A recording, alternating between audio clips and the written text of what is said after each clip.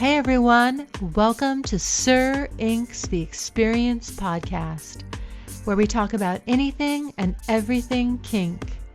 We only cater to adults 18 and above, so remember this podcast is not safe for work, or as we like to say, NSF. You can always listen to us during your private time. Hello and welcome, kinky and kink-curious folk out there. My name is Sir Aw, and today we'll be continuing with part 2 of my conversation with Michelle Fegatofi.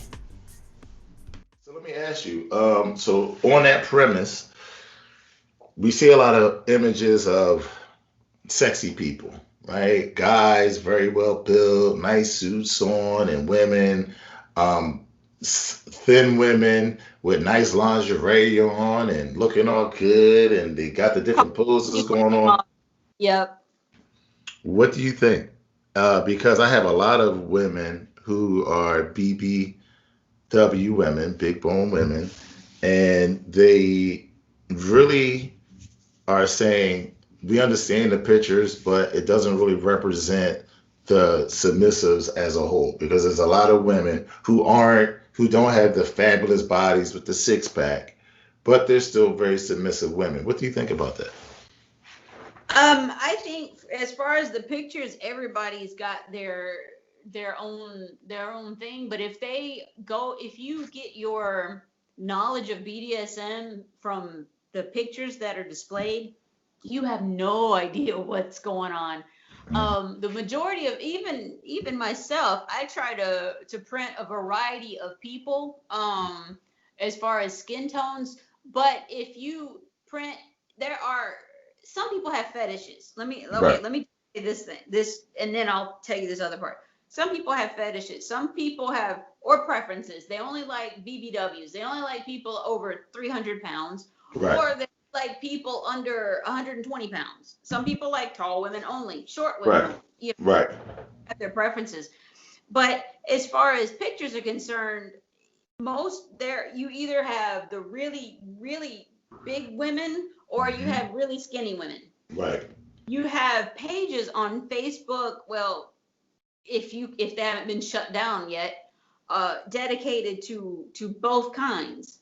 You Right. have, and as far as representation, as far as being represented as submissives, BBWs and SS BBWs, they are not as represented as well as the skinny women are. Mm-hmm. A lot of times they are represented in ways that are kind of degrading. Right. I think that they need to be represented more and in more beautiful ways, if possible. And I feel the same way about how people of color are represented in the lifestyle as well. There's not enough of the classy images to me. Yes. So I think that's the issue. But I know that we also have the responsibility of putting more out there, but that's a whole nother animal to tackle on a whole nother podcast. But even saying all this, you have a journey, an initiative that you do far as weight is concerned and health. And can you speak to that? Because I don't think we actually talk about how health plays a part in a dynamic and what is our responsibility to one another and ourselves. Sure. About a year ago, I started what I turned Operation Get Fit, No Excuses. That is my Get Fit, No Excuses, the motto I tell myself every single day, because even after a year, some days I still try to find an excuse not to exercise. But about a year ago, last January 10th is the day I started. The previous months of 2017, I had been having a lot of health issues, and I was not able to perform my task or do things that I normally would do as a submissive for my padrone, or even just if you're for your vanilla partner. Mm-hmm. Um, but especially it was hard on me because being a submissive and one who loves to serve her master, her padrone, she, it hurt me mentally, emotionally, and put me in a bad mood, in a bad way, because I'm Mm. thinking, man, I'm always sick. I'm always something's always wrong. And he was getting very stressed because I was sick. So I took a look at my life and I said, I'm not getting any younger. At that time I was 44 going on 45. Mm-hmm. And I said, I'm not getting any younger. I have to do something. Right. So as I everything I've done with very little or no money. I did not join a gym. I walk outside and I follow YouTube videos for free. Um, Nice. I turned into a vegetarian. I don't eat meat. I do eat eggs. I do eat cheese, dairy products, things like that every now and then. But I'm lactose intolerant, so I have to watch that. I've changed the way I eat. Um, that started in January 2018. In March 2018, March 8th, Mm-hmm. my padrone was rushed to the hospital, Wow. in which, yep, he ended up staying in the hospital for 8 days. Mm. He was diagnosed with high blood pressure, a heart problem, diabetes, problem breathing with his lungs, Mm. um, partial blockage in a carotid artery, Mm. high acidic value in his blood. I mean, literally, like Jeez. this, exactly this huge amount. And he is sick. He was 61 at the time. He'll be 62. No, he was 60. He was Mm-hmm. turning 61 in a month. Okay. So he'll be 62 this year. Okay. So at that time, he was smoking literally, he had been smoking for over 40 years. He was smoking at that point almost 2 to 3 packs a day. Woo. Yeah. He was eating whatever he wanted. He weighed, he's not much taller than I am, and he probably weighed 220 pounds. Mm. Um, but so they put him on a very strict diet, which he hated at first. And we Mm-hmm. have gone through many iterations of trying to get him a balance for him where he can eat things he likes, Right. but also within the very strict restrictions of his diet. So anyway, he has lost over 15 kilos, which I don't know how much that is in pounds. Okay.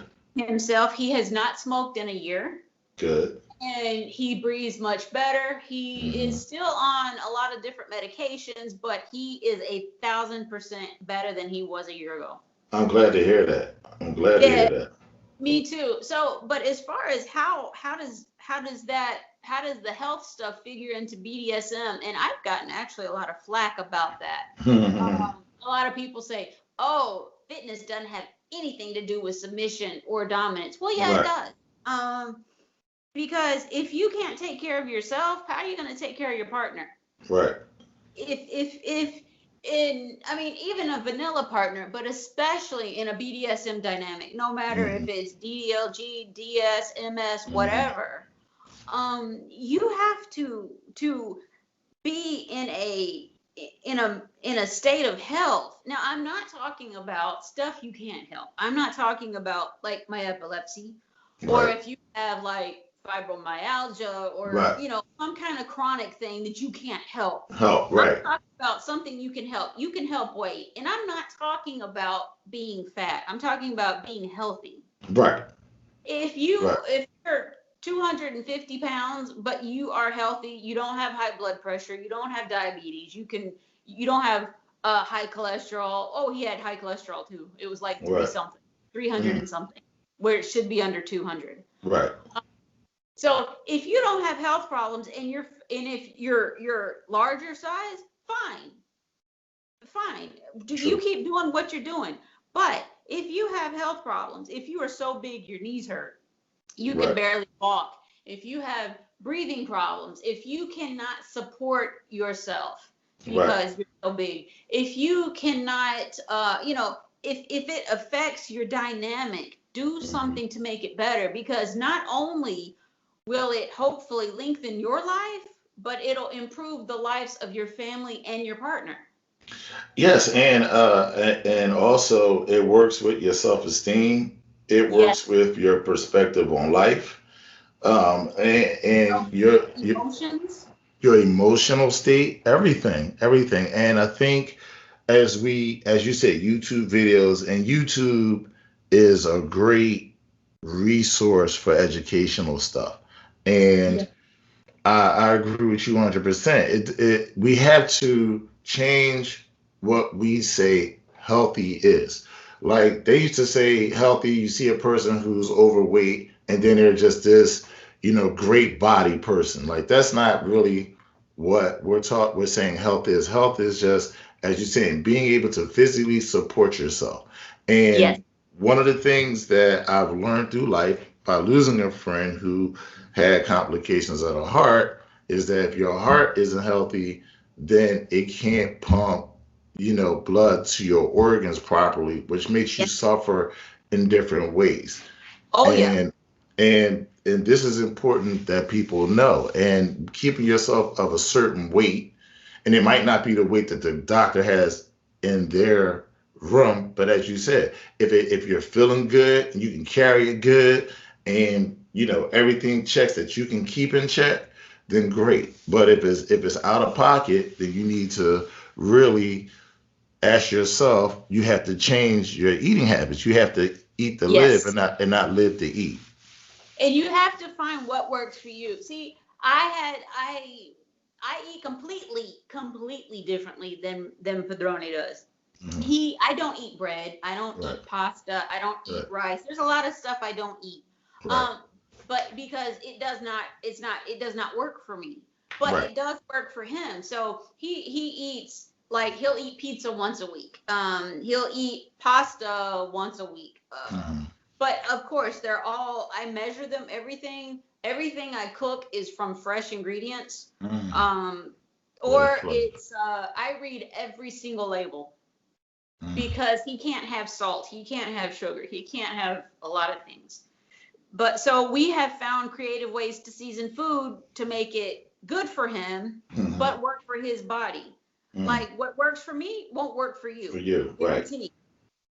But my thing is, if you are, like, okay, I have bad knees, so there are times I have to literally sit in a chair and do what I call chair cardio. Right, I have found videos of really very tough, high calorie burning videos, actually. right, Um,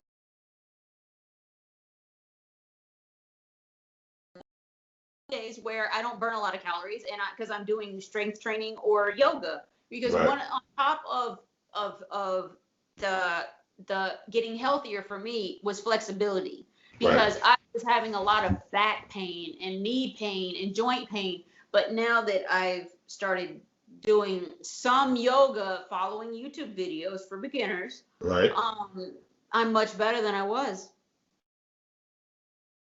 And I'm able to do things and serve things. And, like, I cook now. I cook all the time. Before, I never cooked. I hated Right. cooking. Now I'm all the time trying to create things for my padrone, and he's much happier.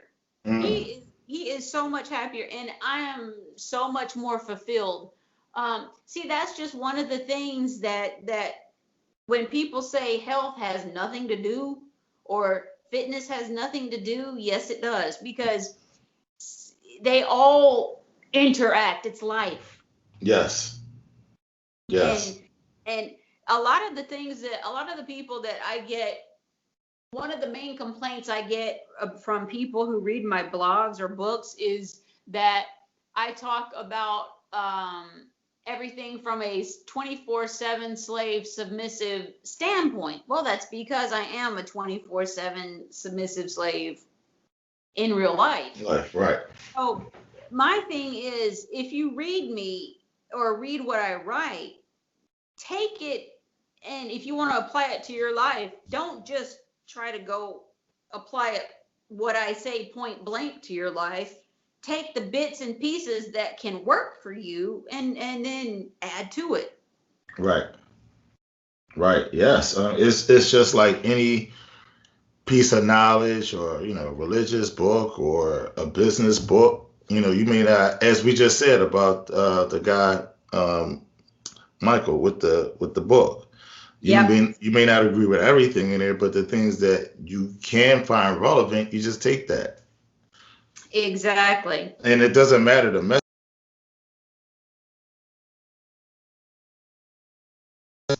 sort of like life, the universe, or whatever you believe in, trying to communicate with you the things that are going to be successful for your life. And we have to really rethink how we eat as human beings. Like that is more of the conscious that's going on in the world today. We are more health conscious today than we were before. But we really have to be a little more aggressive about it, in my opinion, because there's a lot of different illnesses and diseases that's popping up, and we got to be on top of it because it's in the food. Exactly. The one thing I've noticed since living here is that this has nothing to do with BDSM, but it does have to do with fitness. The Mhm. food here in the EU, in Italy, is a lot fresher than what it is in the US. Of course. It's a lot more accessible. Um, I mean, we have normal grocery stores and things like that, but we still have uh, in New York, they might have this kind of thing, but we have a butcher shops, we Right. have bread shops, we have pastry shops, we have Right. ortofrutta in English, vegetable stores, Right. veggie and fruit stands. We Yeah. have all these individual shops that literally you can tell it's straight from the farm, Right. or you can go to the supermarket. Right. And that's one thing that is really sad because I grew up in Tennessee and Mm. we didn't have this kind of stuff Right. unless you lived on a farm. And Right. I didn't. I luckily did not live on a farm, but Right. I lived on a farm for a couple of years. I know. okay. So yeah, we didn't have everything that we got was from Campbell's soup with all the salt in it, or Right. Hamburger Helper, or when our parents cooked, they used real lard, Hmm. Crisco lard. Oh my Right. god. And when you think about it now, you're just like, ew. Right. Absolutely ill.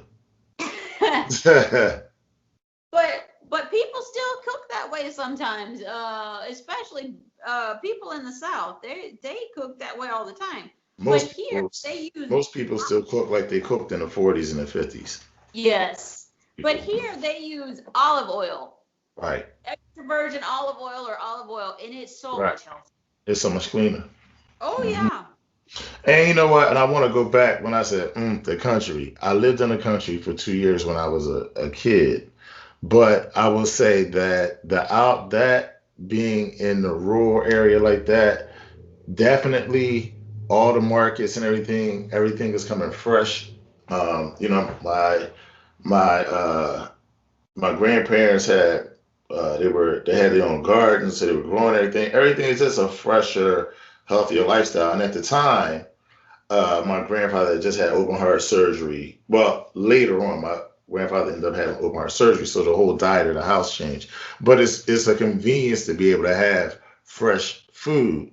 And as a young man, I wanted to get the hell out of there because I was used to the city, having a corner store, friends around me, and all that, and then to go to a rural area like Virginia, like I did, was a shock. But as I get older, I can appreciate those aspects, like being able to get fresh food.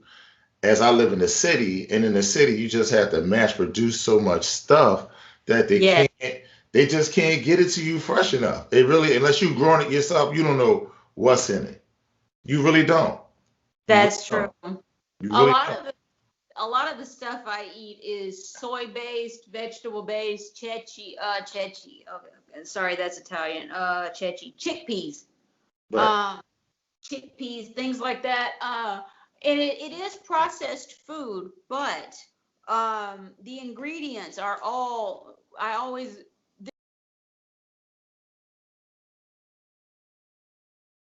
look in the ingredients. Make sure that your fat, your saturated fat, your calories, your salt level especially, that is low. Make sure it's all low. It's not high. Right. Because a lot of the process, we were talking about processed food. I have to admit, most of my food is processed because I can't eat raw vegetables. My body has never allowed me to eat raw fruit or vegetables for some weird reason. Okay. Yeah, I'm very weird with that. But I can eat it in certain forms, I figured out. And I'm a lot healthier for it. Right. Good. That's real good. That's real good, and I'm happy to hear about that. And I was happy to read about your journey, and I'm glad that you were, comfortable enough to share that with me and my audience. I really appreciate that. I really do. So I'm gonna wrap it up here, and I hate this because I'm feeling a little depressed right now because the conversation is so good. But is there anything that you would like people to know? And after you say that, can you just tell everybody where they can find you? As far as what I want people to know, What would you? Let me put that another way. Let me clean that up a little bit. What about the lifestyle you would like newbies or novices to know? Do not jump into anything without understanding what you're getting into. Excellent. Do your research. Yes. And so now, can you just tell everybody how to reach you so they can read more and see more of your journey? Sure. I have my own website at michellefegatofi.org. That's the main URL. If you go to bdsmunveiled.com, that takes you right to the BDSM portion blogs of the website. As far as my books, there's I think 5 or 6 of them now.